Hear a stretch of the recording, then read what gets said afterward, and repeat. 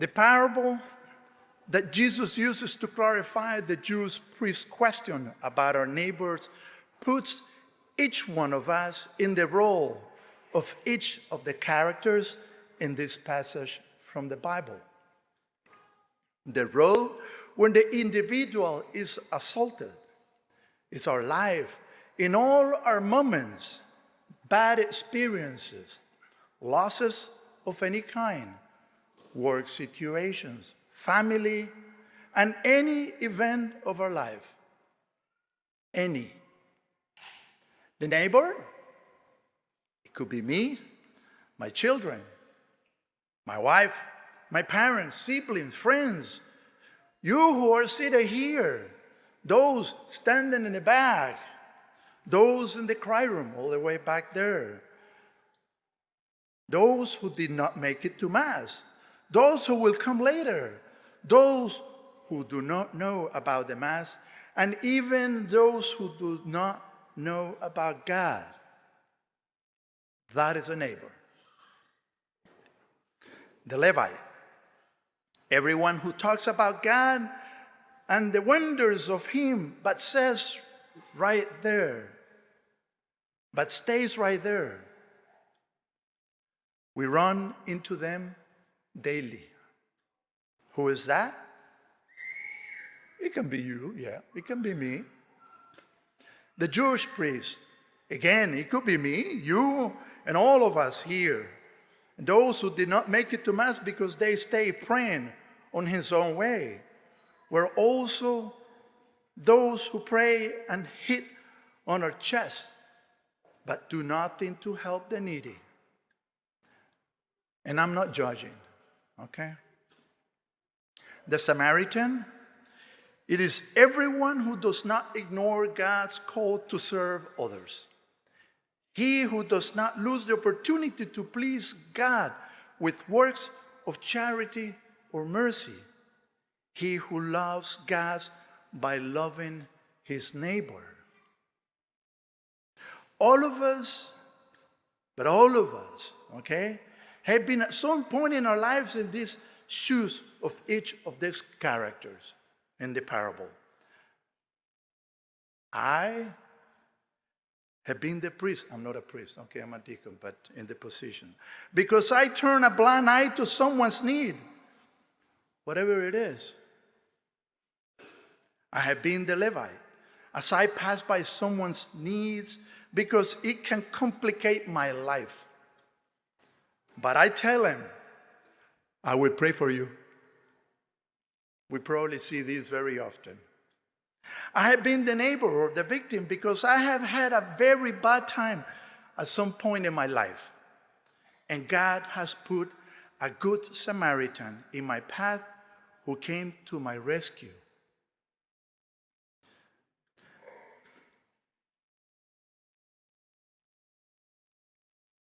The Samaritan because I have helped someone in need when many turn their backs on him. Even if that neighbor turns his back on me. And that makes me happy. Because if that neighbor returns the favor, I lose my graces in heaven. We live this parable daily, in one way or another. We don't have to go and set up a charitable foundation that provides health and food to a community. We don't have to go that far. Let's start at home. Our home, not anybody else's home. Our own home. With our closest ones who are the family. In some families, it happens that while the wife cleans, the husband sits watching the sports on TV. Husbands, get up and give your wife a hand so you both finish faster and share as a family. The manhood will not go away. There are some who are exempt because they get on the way more than they help. And the wife will surely tell me later on, Deacon, leave him on the couch watching TV. Involve children in daily chores. It's not an abuse. It forges and builds good human beings. Children, all of you, be attentive to your younger siblings by giving them a hand with homework and help them cleaning the room and do the laundry. In the past, we used to do laundry by hand. Now we just throw that thing into a machine. Come on. Take out the garbage. You hear that every time, right? Pay attention and do it. Your parents are not your servants. They work hard to provide you with food, education, and housing. So you put your little seed also in it. Adults, if you hear of someone who is sick, call him. Ask him how he feels. See what he needs, and if you can bring something to him. Don't just tell him that you're going to pray for him, and that's it. You don't have to cook for him or bring him food and feed him. If you can do it, lucky you. That's wonderful. Your rewards in heaven will be even greater. But as the Good Samaritan said to the owner of the hostel after curing the neighbor, provide him with everything he needs, and I will pay for it on my return. He didn't stay to care for him at the time, but he saw to it that he was taken care of. We can do the same, like the Samaritan. Send Uber Eats. You can also send them DoorDash. You know all that stuff, right? Or something like that. My daughter, she's an expert with all that stuff. I don't. Or send them a gift card. They'll know how to order food. We all have a routine, and oh boy, how hard it is for our calendar to mix up with, right? We have everything well planned, everything. I know that is difficult if we are taken out of our routine because we have more obligation than anybody, but we can still take care of others. Come on. That is called charity, which is love of God. And by being merciful is that we become that image of God's love. Because let's not get caught up in the I, because the you is more important.